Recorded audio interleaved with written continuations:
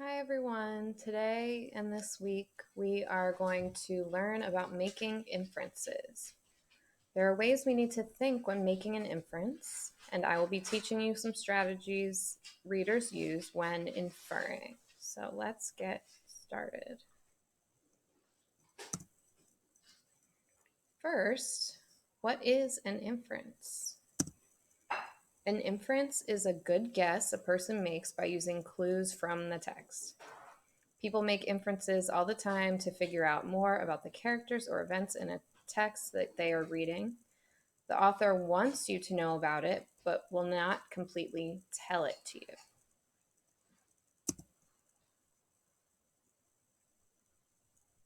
So why do readers make inferences?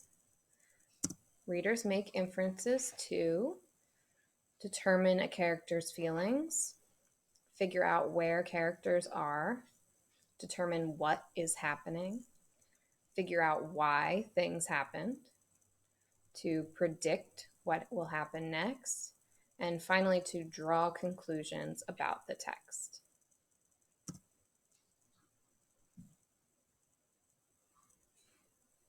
We have to think to make a great inference. So you can infer by thinking about the setting and why it is important. You can infer by thinking deeply by using picture clues or words, by thinking about the plot and why certain events take place. You can infer by thinking about personal experiences, by thinking about the character's features. You can infer by thinking about what you already know, by thinking about a character's words and or actions. And finally, you can infer by thinking about the character's feelings.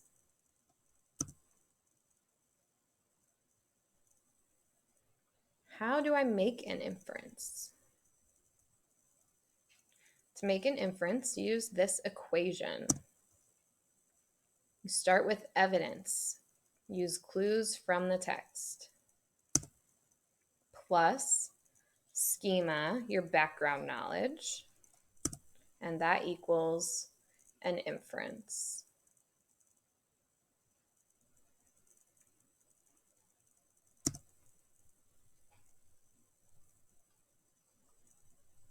I'm going to show you how I use my thinking to make an inference.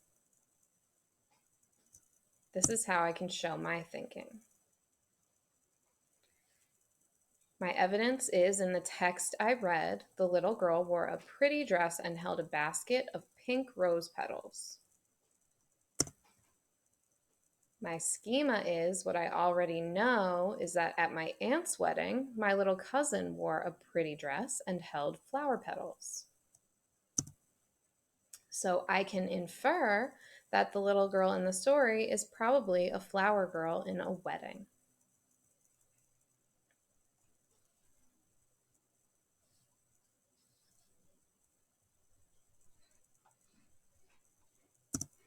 Let me show you another one. This is how I can show my thinking.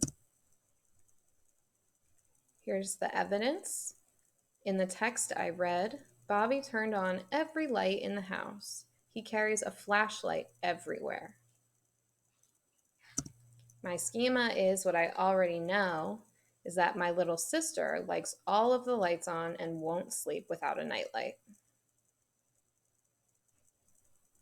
I can infer that Bobby must be scared of the dark since he always seems to need light.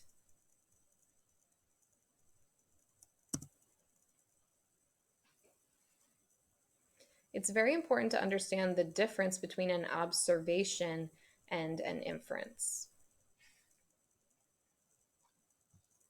An observation is not an inference.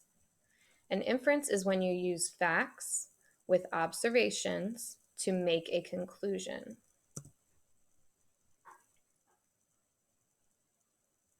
When you say what is obvious, already stated, or easily seen, that is not an inference. Take a look at this photograph.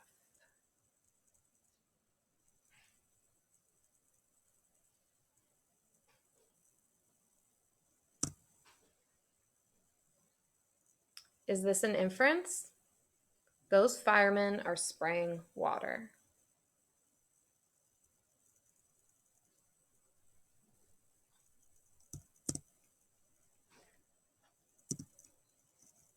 No, that's not an inference because that's what is obvious and easily seen. Let's see if the second statement is an inference. Since the firemen are spraying water, there must be a big fire in the building. That is an inference because even though we can't see the fire, we can use our background knowledge, our schema, and the photograph to make an inference.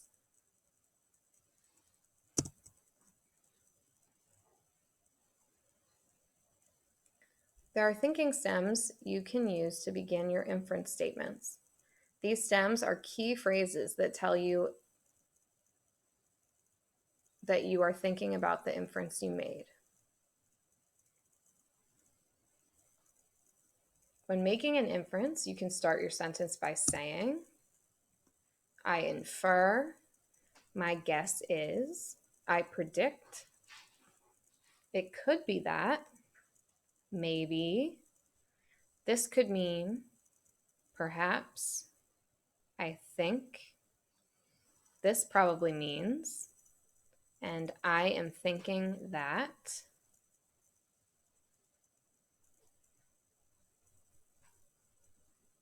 So for example, I could say, perhaps it may rain today because of those clouds.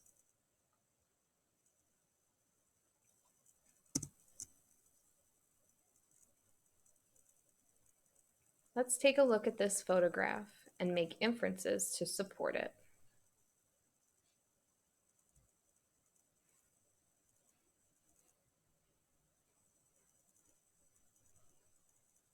So taking a look at this photo, I infer the season is fall because of the leaves, the color of the leaves and their clothing. My guess is that the boys really enjoy reading because they have smile on their faces and they have books on in the grass next to them. Let's take a look at another one.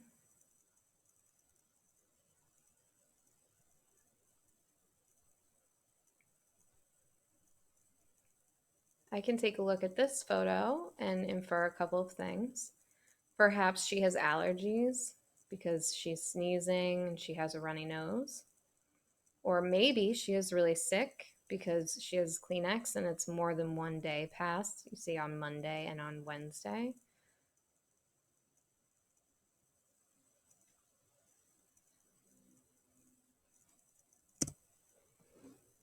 Here's another chance for us to practice making inferences.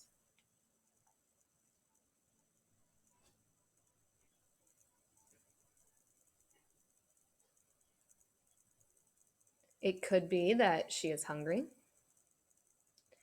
I think maybe she is wet. This could mean she is tired. Those are all different reasons that babies cry, so I can infer those things.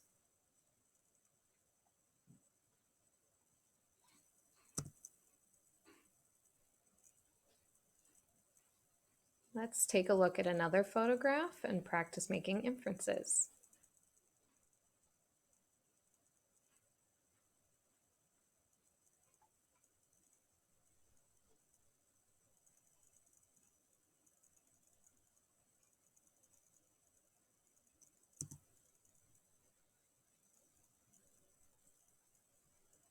Making an inference is like putting a puzzle together. The smaller pieces, like the text evidence and your schema, help connect to the larger piece, which is the inference. Think about this puzzle piece graphic organizer when you are making inferences.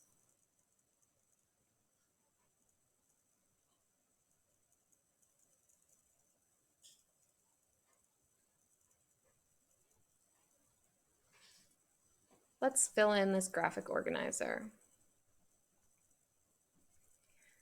My text evidence is Alan looked outside of the window and saw thick, dark gray clouds in the sky.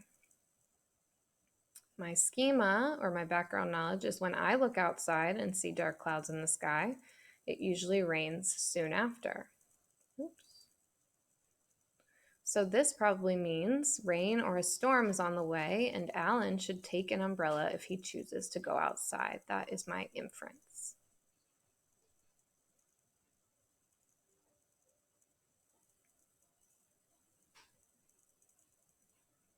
So I'm going to model now how I can read a paragraph and make an inference. The sunscreen Austin's mom put into his swim bag remained unopened for the entire 6 hours that Austin was at swim camp. Later that evening, Austin was moaning and groaning in pain. His mom walked in his room and shook her head.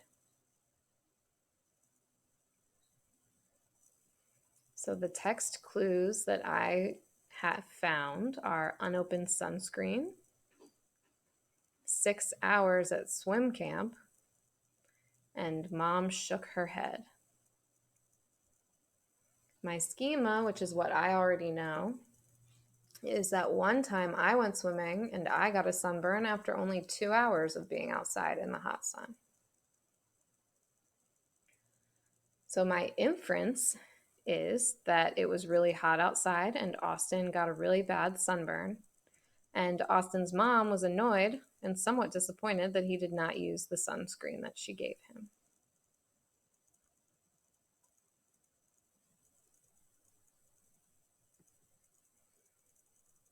Let's make an inference again.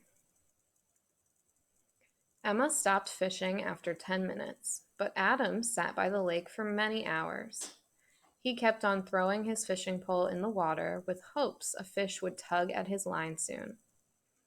Emma laughed as Adam threw the line into the water again. I can't believe he's still out there. It's nearly impossible to catch any fish.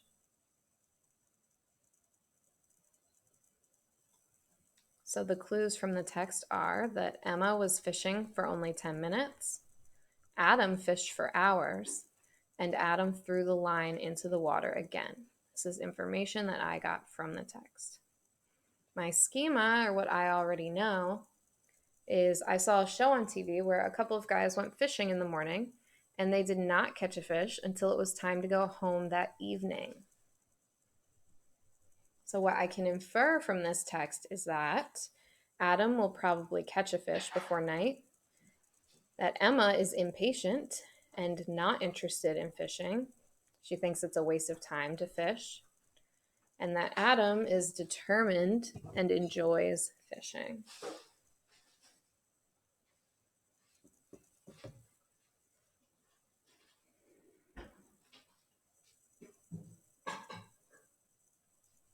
So now we're going to have a little bit of fun using clues.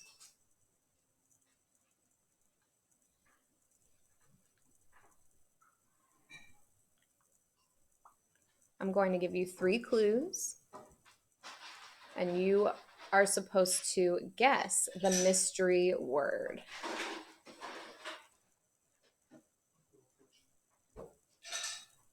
So the first clue for the first practice is it is white. So what could it be? The second clue is it is fluffy. Is your thinking changing? What could it be now if it's white and fluffy?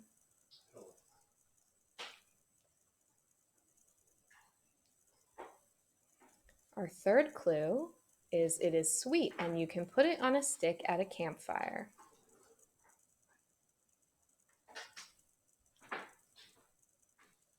What do you think it is? Oops. A marshmallow. So as we gave you new clues, your thinking probably changed. Maybe with the first clue, you thought it was snow. And then with the second clue, you thought it was a puppy or a kitten. And then the third clue, your thinking changed again. And that's what inferring is. Let's do another practice. It is quiet.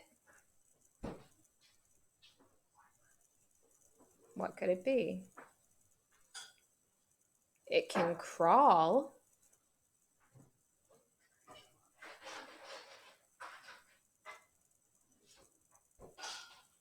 And it enjoys going around in a wheel. What do you think it is?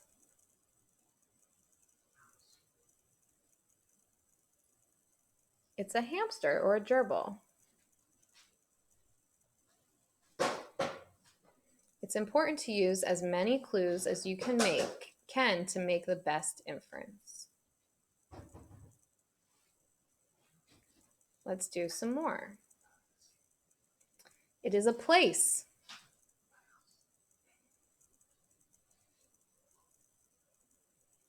There are animals.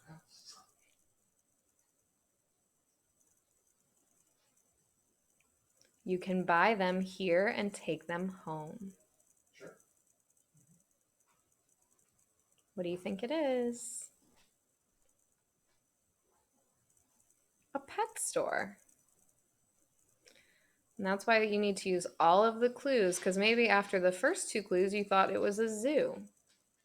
So use all the information and clues you can to make an inference. Let's try another one. You can play with it. What do you think it is?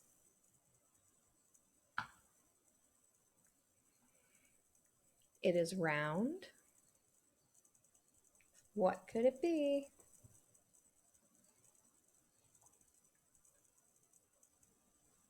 It's black and white.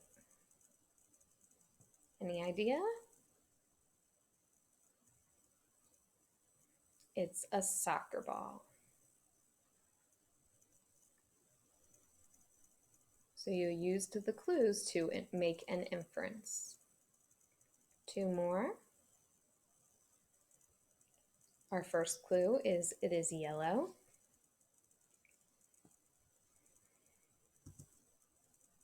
You can eat it. What do you think it is? It is small and pretty sour. What could it be? It's a lemon.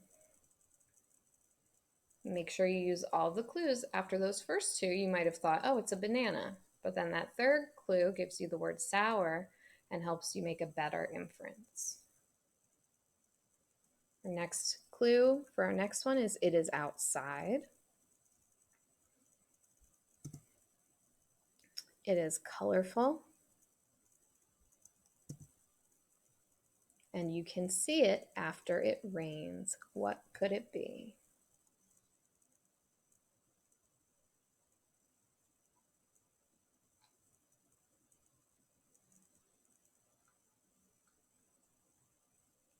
It's a rainbow. So it's important to use as many clues as you can to make the best inference. Let's practice. Make sure to listen and to watch closely for any clues that can help us. Miss Johnson is the teacher who is on recess duty each day. Randy finds a spider and picks it up. He admires it, and then runs over to show it to the teacher. Miss Johnson jumps up and screams at the sight of the spider. She runs away quickly. Randy holds on to the spider and walks off to show it to his friend Ashley.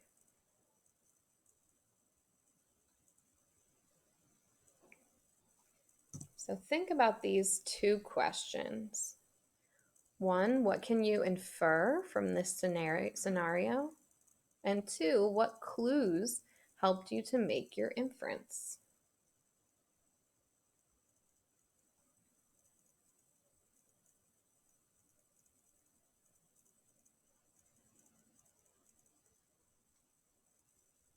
So we can infer that Randy likes spiders or bugs. because he picks it up, and that's one clue, and he admires it. That's another clue. He also runs over to show it to the teacher. We can also infer that Miss Johnson is scared of spiders. And we can infer that because she jumps up and screams at the sight of the spider, and she runs away quickly. So we use clues from the text to make our inferences. Let's do another practice. Leah's best friend Hallie has a very bad memory. Hallie never remembers where she places her homework. She often misplaces her earrings and her shoes. Oh well, you will often hear her say. But that doesn't take away from the fact that Hallie is a really good friend. One day, Hallie wanted to borrow Leah's new chapter book to read over the weekend.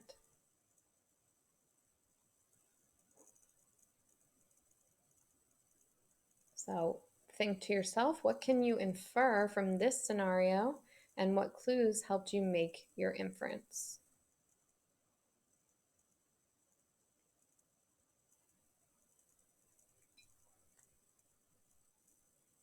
So one inference that I made is that Leah probably won't let Hallie borrow her book.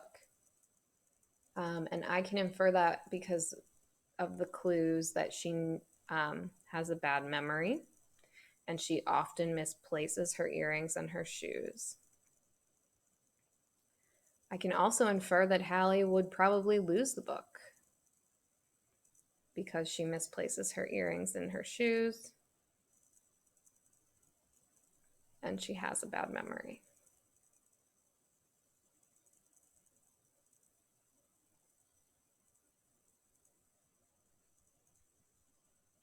Let's practice again.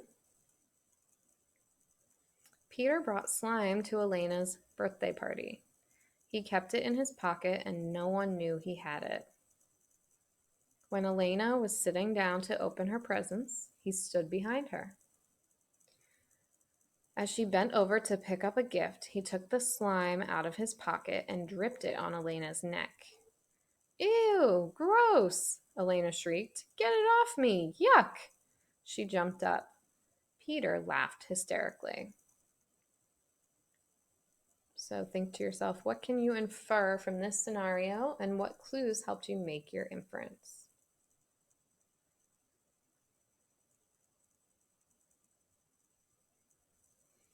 We can infer that Peter likes to do pranks.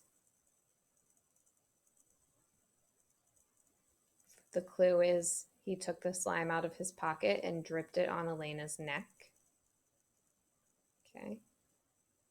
We could also infer that Elena might be mad at Peter because she says, ew, gross, and that she shrieked.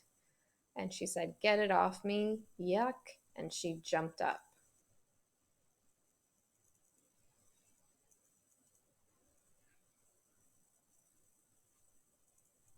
Okay, one more practice like this. The wind blew very hard and made the shutters creak. They kept hitting the side of the house. Boom, creak, bang. My little brother and I sat on the couch trying to focus on a funny movie. It started raining really hard. Dark clouds and lightning filled the sky.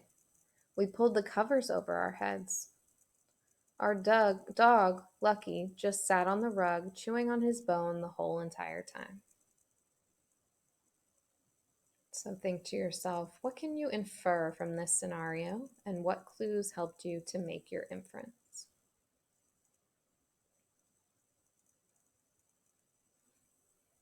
We can probably infer that the kids are very scared of the storm, and the clues would be that they pulled their covers over their heads, and that they were trying to focus on a funny movie. We can also infer that the dog is not afraid of the storm because it says in the text, their dog, Lucky, just sat on the rug chewing on his bone the whole entire time.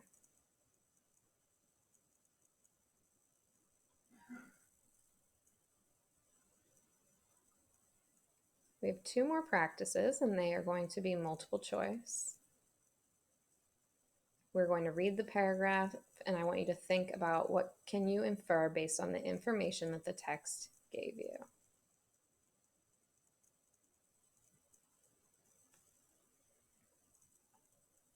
Trees give us wood for our fireplaces and are used to make the paper we write on.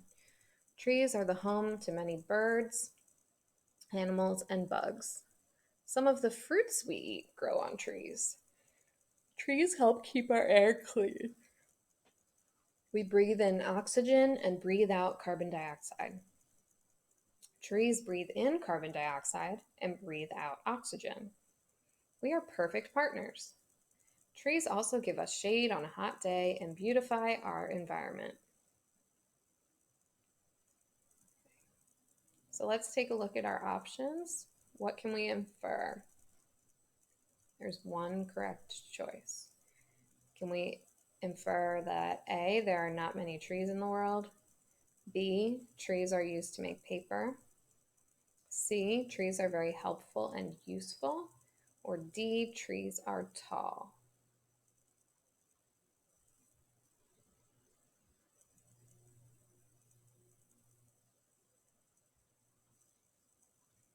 The correct answer is C. Trees are very helpful and useful, is what we can infer. A is not the correct answer because the text clues support the many uses for trees. So to say there aren't many trees is not a good inference to make. B is incorrect because this is a fact the text told us. We did not have to infer this information. And D is incorrect because there are no clues given related to trees being tall. Let's move on to our last practice of the day. Helen Keller got very sick when she was almost 2 years old. That horrible illness left her blind and deaf. She tried to communicate with others, but it left her extremely frustrated. She would throw tantrums, kicking and hitting others in anger. Through several hours and many years of hard work, Helen learned letters, words, and how to read. She also learned how to talk. She went to college and graduated with honors. She also wrote many articles and some books. We can infer that A, Helen was very mean to others. B, Helen was determined to succeed. C, Helen learned how to read and write. Or D, Helen liked school.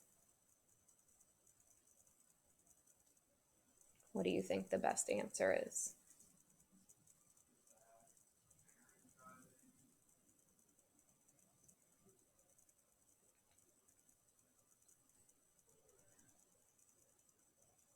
The best answer is B. Helen was determined to succeed. A is incorrect because she was unkind due to frustration when little, but that trait doesn't describe her with the other information given. C is incorrect because this is a fact the text told us. We did not have to infer this information. And D is incorrect because the information doesn't connect to a feeling of her liking school. Her learning at school links to her hard work to succeed. Okay, and that is it for our lesson on making inferences. If you have any questions, please let me know.